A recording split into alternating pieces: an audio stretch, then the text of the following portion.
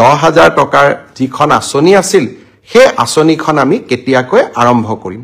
ইতিমধ্যে সেই আঁচনিখনৰো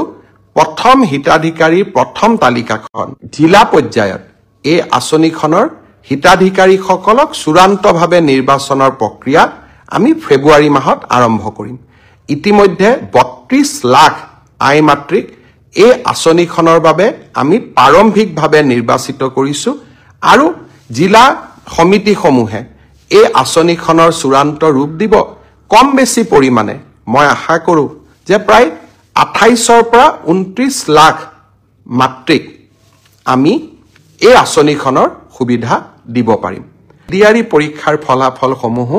আমি ফেব্ৰুৱাৰী মাহৰ শেষৰ ফালে বা আমি মাৰ্চ মাহৰ প্ৰথম সপ্তাহত ঘোষণা কৰিম অসম পুলিচৰ ৰিটেন কেতিয়া হ'ব মই ভাবো যে ফেব্ৰুৱাৰী মাহ নহলে মাৰ্চৰ প্ৰথম ভাগতে আমি অসম পুলিচৰ কনিষ্টেবল সকলৰ পৰীক্ষাৰ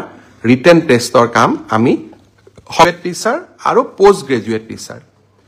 বহু লোকে মোক সুধিছে যে গ্ৰেজুৱেট টিচাৰ আৰু পোষ্ট গ্ৰেজুৱেট টিচাৰৰ যি পৰীক্ষা হৈ গ'ল সেই পৰীক্ষাৰ আমি OMR চিট পাম নে নাই সেই পৰীক্ষাৰো আমাক এনসাৰ কি দিব নে নাই বা এনসাৰ কিট থকা প্ৰশ্নৰ উত্তৰবিলাকক আমি প্ৰত্যাহ্বান জনাব পাৰিম নে আমি নোৱাৰো হাই স্কুলৰ যি গ্ৰেজুৱেট আৰু উচ্চতৰ মাধ্যমিক বিদ্যালয়ৰ যি পোষ্ট গ্ৰেজুৱেট টিচাৰ 7,000 পদৰ বাবে যি পৰীক্ষা হৈ গ'ল সেই পৰীক্ষাৰো এনসাৰ কি আৰু পদৰ সংখ্যাটো অলপ মুৰিফাল সিফাল হ'ব পাৰে কিন্তু পৰীক্ষাটোৰ আনসাৰ কি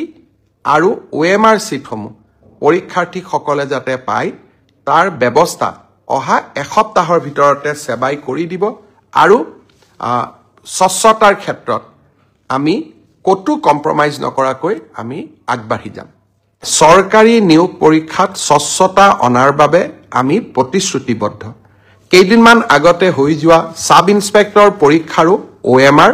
আৰু এনসাৰ কিসমূহ ইতিমধ্যে সেৱাই মুকলি কৰি দিছে আৰু এডিআৰই পৰীক্ষাক যদি আমি নিকা আৰু সম্পূৰ্ণ শুদ্ধ স্বচ্ছতাৰে কৰিব পাৰো তৃতীয় আৰু চতুৰ্থ শ্ৰেণীৰ নিযুক্তিও এক নিৰ্মল গংগাত পৰিণত হ'ব আমাৰ ৰাজ্যখনত যুৱ প্ৰজন্মৰ বাবে ই এক আশাৰ বতৰা অসমৰ ইতিহাসৰ বাবে ই এক যুগজয়ী সন্ধিক্ষণ এক কালজৰ মন্ত্ৰী লৰা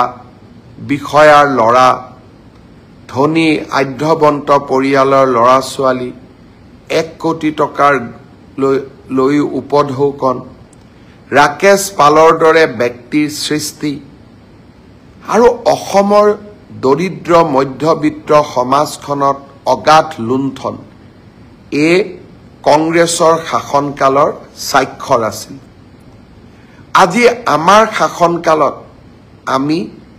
সেই ব্যৱস্থাক প্ৰত্যাহ্বান জনালো সেই ব্যৱস্থাক আমি সফলতাৰে পৰিৱৰ্তন কৰিলো আৰু আজি সমগ্ৰ দেশেই স্বীকাৰ কৰিবলৈ বাধ্য হৈছে যে আজি অসমৰ চৰকাৰে অসমৰ ৰাইজে টকা পইচা নিদিয়াকৈ চাকৰি পোৱাৰ ব্যৱস্থা এটাক আদৰণি জনাইছে আৰু তাক আমি আনুষ্ঠানিক ৰূপ দিছো পৰীক্ষাৰ ফলাফল হল এইবাৰ এই পৰীক্ষাৰ ফলাফলত দুটা নতুন বৈশিষ্ট্য আছিল যোৱা কিছুদিন আগতে কেবিনেটত আমি এটা সিদ্ধান্ত লৈছিলো যে মুখ্যমন্ত্ৰীৰ আত্মনিৰ্ভৰ অসম অভিযানৰ দ্বিতীয় পৰ্যায়ৰ আবেদনৰ প্ৰক্ৰিয়া এতিয়া আৰম্ভ হ'ব শ্ৰদ্ধা যুৱক যুৱতী বন্ধু বান্ধৱীসকল মুখ্যমন্ত্ৰীৰ আত্মনিৰ্ভৰ অসম আঁচনিৰ জৰিয়তে আমি যুৱক যুৱতীসকলক ব্যৱসায় কৰিবৰ বাবে উদ্যোগ কৰিবৰ বাবে 2 লাখ টকা আগবঢ়াম আৰু যিসকলে MBBS ইঞ্জিনিয়াৰিং পাছ কৰিছে তেওঁলোকক আমি 5 লাখ টকা আগবঢ়াম যোৱাবাৰ আমি 25,000 যুৱক যুৱতীক ইতিমধ্যে 1 লাখ টকাকৈ আগবঢ়াইছো আৰু তেওঁলোকৰ গোটেই ব্যৱসায় উদ্যোগ কেনেকৈ চলিছে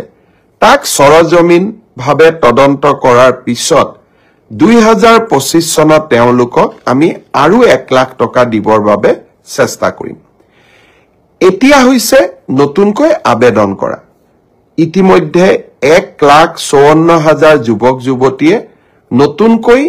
এই আত্মনিৰ্ভৰ অভিযানৰ বাবে আবেদন কৰিছে। এই বছৰ আমি ৭৫,000 যুৱকক 1 লাখ টকা প্ৰথম কিস্তিত, দ্বিতীয় কিস্তিত 1 লাখ টকাকৈ আগবঢ়াম। ইতিমধ্যে যি 1,54,000 যুৱক যুৱতীয়ে পঞ্জীয়ন সমাপ্ত কৰিলে, এতিয়া তেওঁলোকৰ বাবে আবেদনৰ সময়। আৰু তেওঁলোকে অহা 1 জানুৱাৰীৰ পৰা আবেদন কৰাৰ সুবিধা পাব। 1 তাৰিখে, অহা 1 জানুৱাৰী তাৰিখে আমি এই আবেদনৰ পৰ্টেলটো মুকলি কৰি দিম। মিউচুৱেল ট্ৰেন্সফাৰৰ পৰ্টেলো মুকলি হ'ব আৰু সমান্তৰালভাৱে মুখ্যমন্ত্ৰীৰ আত্মনিৰ্ভৰ অভিযানৰ আবেদনৰ পৰ্টেলো আমি 1 জানুৱাৰী তাৰিখে মুকলি কৰি দিম। ইয়াৰ পিছত আৰু এটা বিশেষ কথা মই আপোনালোকক জনাব খুজিছো। লখিমপুৰৰ কেবিনেটত আমি এটা বিশেষ ঘোষণা কৰিছিলো যে ষ্টেট বেংক অফ ইণ্ডিয়া আৰু অসম চৰকাৰৰ মাজত আমি এখন বুজাবুজিৰ চুক্তি স্বাক্ষৰ কৰিম, যাৰ জৰিয়তে কোনোবা চৰকাৰী কৰ্মচাৰীয়ে কৰ্মৰত অৱস্থাত যদি মৃত্যুমুখত পৰে, তেওঁলোকে 5 লাখ টকাৰ পৰা 10 লাখ টকা তেওঁলোকৰ পৰিয়ালে অতিৰিক্ত লাইফ ইন্সুৰেন্স পাব। চৰকাৰৰ পৰা পোৱা সহায়ৰ উপৰিও দুৰ্ঘটনাজনিত কাৰণত মৃত্যু হলে 1 কোটি টকা পৰিয়ালটোৱে পাব। আৰু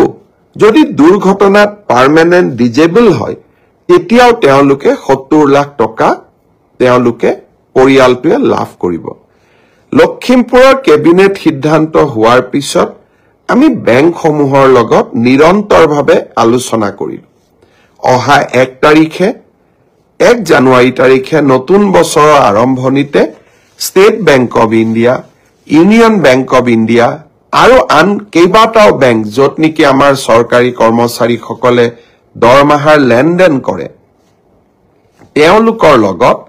আমি বুজাবুজিৰ চুক্তি স্বাক্ষৰ কৰিম। অৰ্থাৎ 1 তাৰিখৰ পৰাই এই কেবিনেট সিদ্ধান্ত কাৰ্যকৰী হ'ব। শ্ৰদ্ধাৰ অসমবাসী ৰাইজ,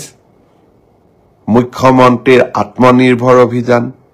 কৰ্মচাৰীসকললৈ জীৱন সুৰক্ষা আৰু মিউচুৱেল ট্ৰান্সফাৰ, প্ৰতিটো প্ৰতিশ্ৰুতিকে বাস্তৱত ৰূপায়ণ কৰিবৰ বাবে আমি প্ৰতিটো মুহূৰ্তই কাম কৰোঁ। আৰু এই কামবিলাক সম্পূৰ্ণ হোৱাৰ লগে লগে